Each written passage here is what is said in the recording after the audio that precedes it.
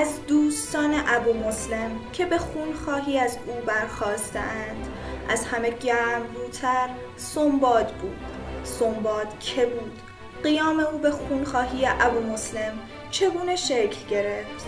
اگر آنچه مورخان مسلمان که در همه حال از تعصب مسلمانی خالی نیستند درباره او نوشتند درست باشد، در قیام او جز یک طغیان تند بر ضد خلیفه تازی و جز یک حس انتقام جویی از آدمکشان عرب چیزی نمیتوان یافت. اما با بررسی در علل و نتایج حوادث این نکته آشکار می‌گردد که قیام او بسیار بزرگتر از آنچه در تاریخ ها نوشته‌اند بوده است و نکات بسیاری در این زمینه از ما پنهان شده است و تاریخ نویسان اسلام آنگونه که باید در مورد او صداقت به خرج ندادند. سنباد نخست مردی توانگر، بزرگوار و گشاده رو بود که همواره خنده بر لب داشت و در جوانمردی و حاتم بخشی در بویاباد نیشابور معروف بود.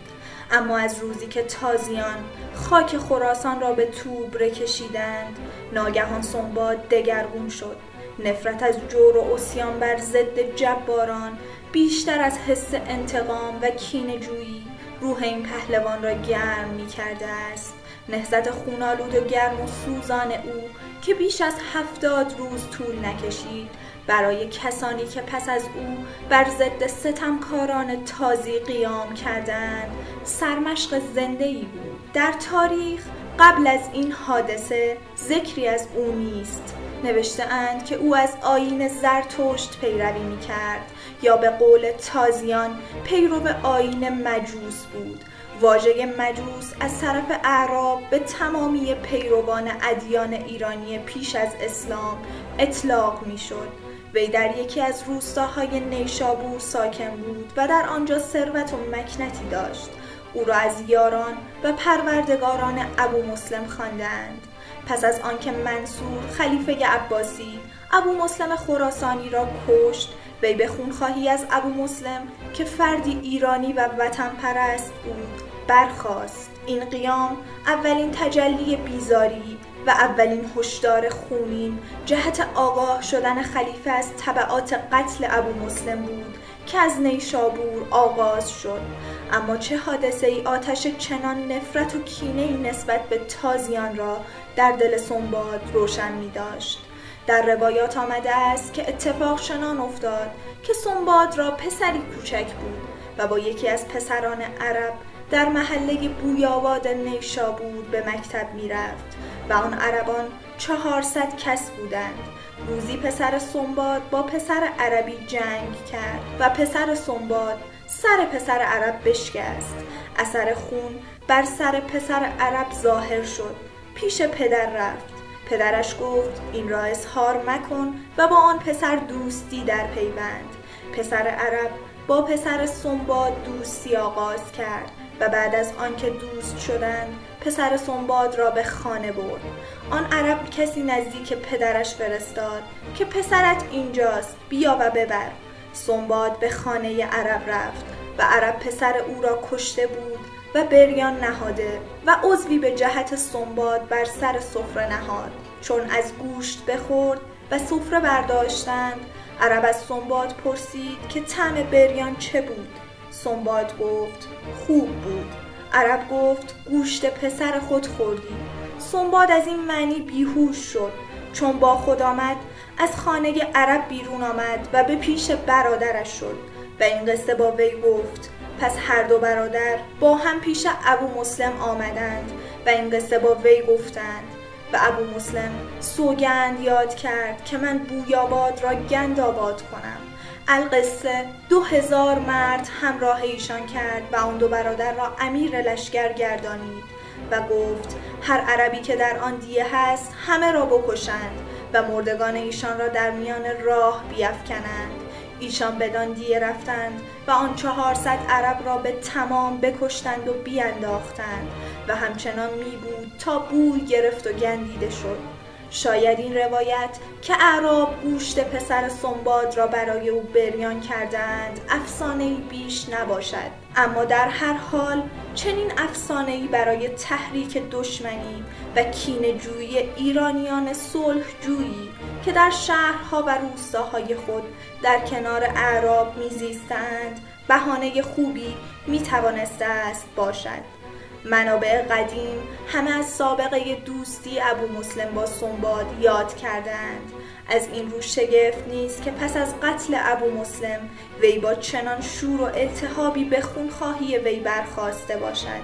با این همه انتقام ابو مسلم در این نهضت بهانه خوبی بود و سنباد می‌کوشید با نشر اصول و عقاید زرتشت و یادآوری دلاوری ایرانیان خاطره دلیران قدیم را در دل ایرانیان ستم کشیده و کینه‌جوی زنده نگه دارد و نفرت و دشمنی با تازیان را در مردم خراسان تازه تر کند. از این رو با نشر پاره‌ای از عقاید تازه کوشید ایرانیان ناراضی را از هر فرقه و گروهی که بودند بر گرد خویش جمع آورد و در مبارزه با دستگاه خلافت همه را با خود همداستان کند، بدین گونه که در خلوت به هر کدام از طرفدارانش وعده‌ای میداد. به مهر پرستان میگفت قصد دارد کعبه را ویران کند و آفتاب را جایگزین کند، و یا با این دعوی که ابو مسلم را نکشتند و هنگامی که منصور قصد کشتن او کرد وی نام میهن خدای تعالی را خواند و کبوتری سپید گشت و پرید و ابو مسلم و مهدی و مزدک با هم ظهور خواهند کرد، شیعیان و خرمدینان زیادی را دور خود جمع کرد. بلافاصله نیشابور و ری را گرفت و هنگامی که به ری رسید خزائن ابو مسلم را که هنگام سفر حج در آنجا نهاده بود تصاحب نمود و اموال فراوانی را به دست آورد. سنباد در ری با کمک جمعی که به وی پیوسته بودند موفق به اعدام فرمان روای ری شد و با حکمران طبرستان اسپهبد خورشید رابطه‌ای دوستانه برقرار کرد و بدین گونه از نیشابور تا طبرستان اجتماع را به شدت منقلب ساخت. عده‌ای اتباع او را حدود 100,000 تن نوشتند. قیام او فقط 70 روز طول کشید و در این مدت فتوحات بسیاری کرد. سپس به سوی همدان به قصد مرکز خلافت به راه افتاد. خلیفه منصور عباسی برای سرکوب این جنبش سپاهی عظیم به فرماندهی یکی از یارانش فرستاد که به نقل قول از طبری درست 70 روز پس از آغاز قیام در محل ساوه بین همدان و ری سپاه اعزامی با قوای سنباد مصادف شد و پس از نبردی خونین لشکریان سنباد مغلوب و حین فرار 60,000 نفر آنان کشته شدند. کشته شدگان دفن نشدند و تا 2 قرن بعد از این نبرد هم استخوان‌هایشان در این منطقه دیده میشد و رهبر جنبش یعنی سنباد به حکمران طبرستان پناهنده شد. اما توس پسر عموی اسپهبد که از جانب او با ساز، مرکب، آلات و هدایا به استقبال سنباد رفته بود، به خاطر بی‌حرمتی که در رفتار سنباد احساس می‌کرد او را کشت و سرش را به نزد خلیفه فرستاد. بدین گونه نهضت سنباد شکست خورد. جنبش سنباد به تشکیل یک سازمان دینی مخفیانه بر ضد عباسیان به نام بومسلمیه که سالها به پرورش احساسات ضد عباسیان می‌پرداخت کمک کرد.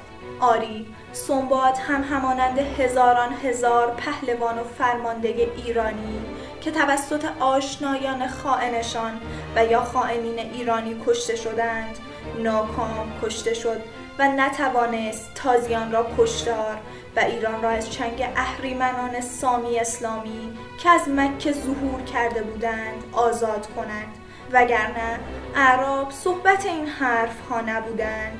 شکی نیست که اگر سلمان نافارسی های خائن نبودند اصلا وضع ما چنین نبود و بیگانگان به راحتی بر فرهنگ، ناموس و خاک ما چیره نمی شدند.